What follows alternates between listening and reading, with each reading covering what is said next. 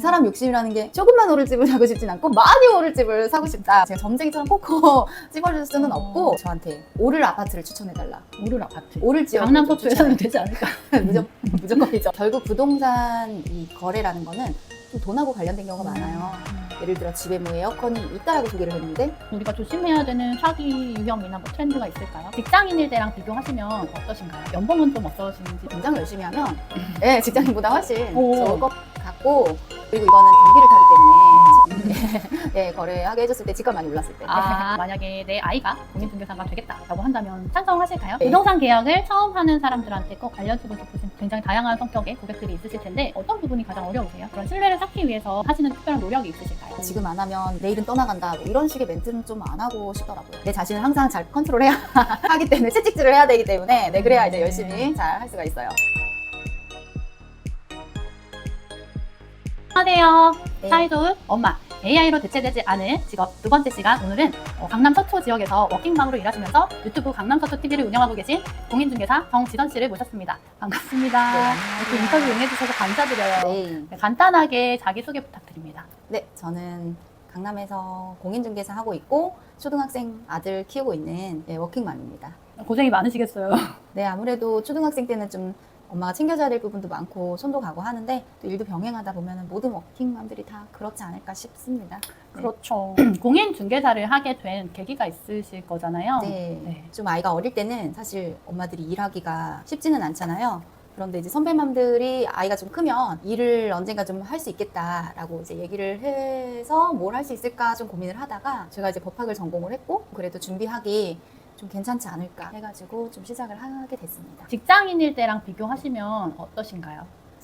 직장인은 아무래도 출근을 해서 계속 거기 가서 조금 있어야 하고 이제 아이 키우면서 내 시간을 내기가 너무 눈치 보이고 하는데 이거는 좀 조정을 할 수가 있으니까 아이한테 조금 더 중요한 일이 있을 때는 그거에 맞춰서 조정을 할 수 있다는 장점이 있고 다만 내 사업을 하는 경우가 다 그렇듯이 내 자신을 항상 잘 컨트롤해야 하기 때문에 채찍질을 해야 되기 때문에 네, 그래야 이제 열심히 잘 할 수가 있어요. 그렇다면 직장인일 때랑 비교해서 연봉은 좀 어떠신지 여쭤봐도 될까요? 연봉은 사실 제가 본격적으로 굉장히 열심히 하면 직장인보다 훨씬 오. 좋을 것 같고 네 그리고 이거는 좀 경기를 타기 때문에 네. 제 의지와는 다르게 좀 그런 면이 있기는 한데 나만 열심히 한다면 일반 직장인보다 많이 벌 수 있지 않을까 생각합니다. 아무래도 개인 사업자니까요. 네. 그렇다면 만약에 내 아이가 공인중개사가 되겠다라고 한다면 찬성하실까요? 저는 괜찮다고 생각합니다. 네. 추천하실 수 있다. 네. 네. 뭐 어떤 일이든 다 본인 하기 나름이기는 한데 또 특히나 직업이라는 거는 우리가 자본주의 사회에서는 어쨌든 네, 경제 활동이기 그렇죠. 때문에 그런 것도 굉장히 중요한 부분이기 때문에 내 자녀가 한다라고 하면 저는 좀 추천하고 싶고 일하면서도 보람 많이 느끼는 직업입니다. 그렇군요. 네. 일을 하면서 네. 보람을 느꼈던 순간 이런 거 좀 소개해 주실 수 있을까요? 네, 저는 임차인이건 매수인이건 뭐 매도인이건 양쪽의 입장을 좀 많이 절충해 주는 게 제일 중요하다 보니까 그런 게 잘 됐을 때 보람 좀 많이 느끼고 또 저는 좀 유난히 또 지인 손님이 많으신데 뭐 저희 사촌 오빠 네, 거래하게 해줬을 때 집값 많이 올랐을 때 그럴 때 좀 많이 내가 네. 중개한 집에 집값이 많이 네, 올랐을 좀 때 제가 추천을 해줘서 그럴 수 있겠네요. 네, 집값 많이 올랐을 때 네, 그럴 때 좋습니다. 네, 그런 장점이 있군요. 그렇다면 사람들이 잘 모르는 네. 공인중개사의 고충은 어떤 게 있을까요? 가끔 그럴 때 있어요.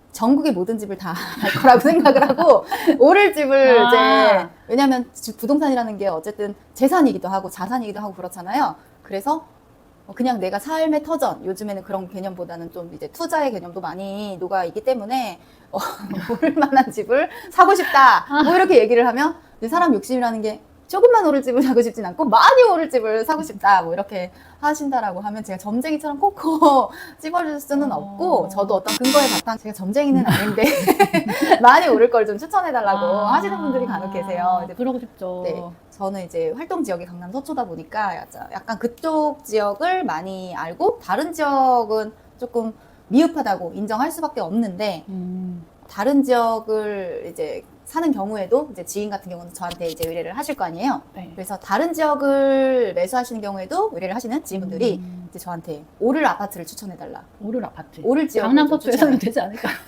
무조건이죠. 그런데 그 오를 지역을 해달라라고 했을 때 제가 어떤 근거에 어. 의해서 좀 이제 설명을 해줄 수는 있으나 결국 집이라는 거는 각자의 가치관이 다르고 또 취향도 다르고 하기 때문에 선택은 본인이 할 수밖에 없어요. 제가 어떻게 뭐 그거에 맞춰서 그렇게 점쟁이처럼 옳을 거를 해주기는 조금 어려운 면이 있습니다. 그렇군요. 그렇다면 네. 방송을 보시는 선생님들이 네. 중개사를 선택할 때 어떤 부분을 꼭 확인하세요라고 얘기를 해줄 수 있을까요?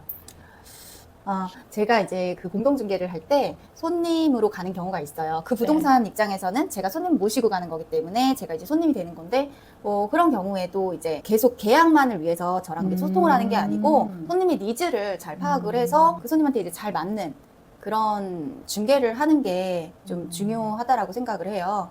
그래서 그 과정에서 또 이제 하시다 보면은 마음이 맞는 중개사분이 계실 거예요. 대체하기 어렵다라고 제가 생각을 했던 게 사람을 상대하는 직업이잖아요. 굉장히 다양한 성격의 고객들이 있으실 텐데 어떤 부분이 가장 어려우세요? 결국 부동산 거래라는 거는 좀 돈하고 관련된 경우가 많아요. 예를 들어 집에 뭐 에어컨이 있다라고 소개를 했는데 갑자기 뭐 가져간다라고 했다던가 이러면 또 돈이 드는 거잖아요. 네. 그리고 못 받던 하자를 받다던가 뭐 어. 이런 문제들이 조금 있을 수 있는데, 이런 거를 중간에서 이렇게 직접 대화를 하다 보면 감정이 상할 수 있는 부분을 중개사가 조금 잘 서로가 수긍할 수 있도록 그렇게 이제 전달을 잘 하는 역할을 하면 AI가 대체할 수 없는 그런 부분이라고 생각을 해요. 네. 맞아요.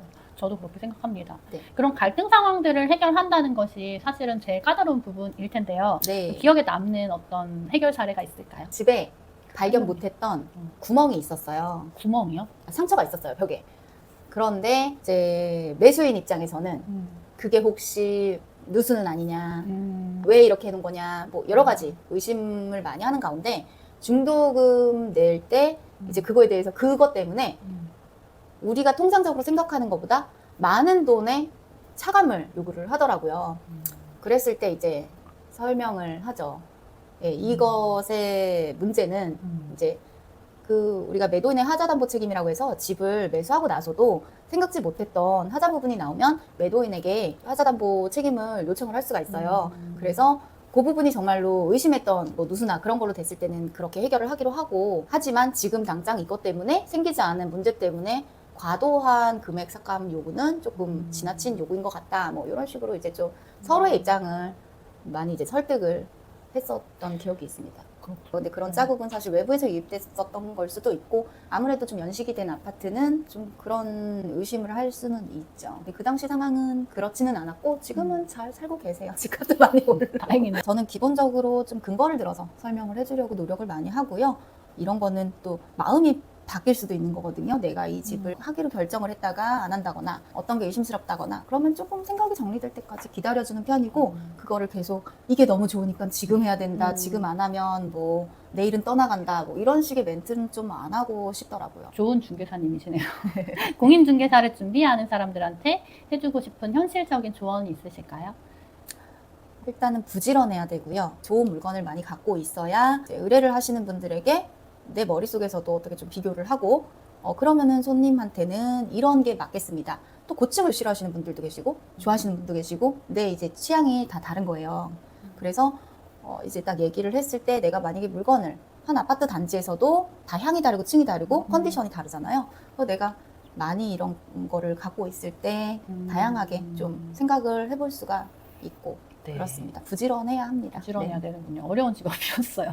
네. 부동산 계약을 처음 하는 사람들한테 꼭 알려주고 싶으신 팁이 있다면?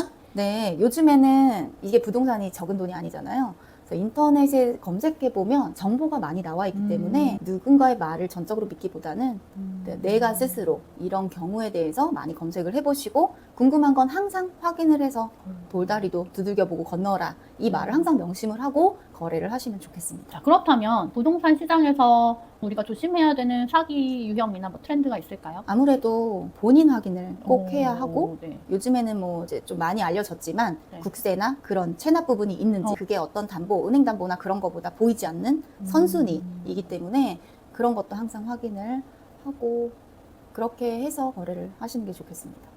자, 그러면 중개사로 활동하시면서 내가 좀 많이 성장한 것 같다는 점은 어떤 게 있을까요? 저는 멘탈이 굉장히 약해서 처음에는 손님이 약속을 하고 안 오면 울었어요. 아, 진짜요? 네, 울기도 하고 그랬는데 최근에는 그런 것조차도 손님이 어떤 부분이 있어서 안 오시거나 내가 필요해야 진행을 하는 거잖아요. 네. 손님의 필요와 손님의 가치가 제일 우선시되는 일이라고 이제 생각을 하다 보니까 이해가 네. 되더라고요. 네. 저도 또한 제 집을 구하거나 뭐 제 거를 할 때는 매수인이고 임차인이잖아요. 네. 네, 그래서 그 입장이 돼 보니까 예, 음. 이런 일을 할 때에도 손님 입장을 이해를 하게 됐어요.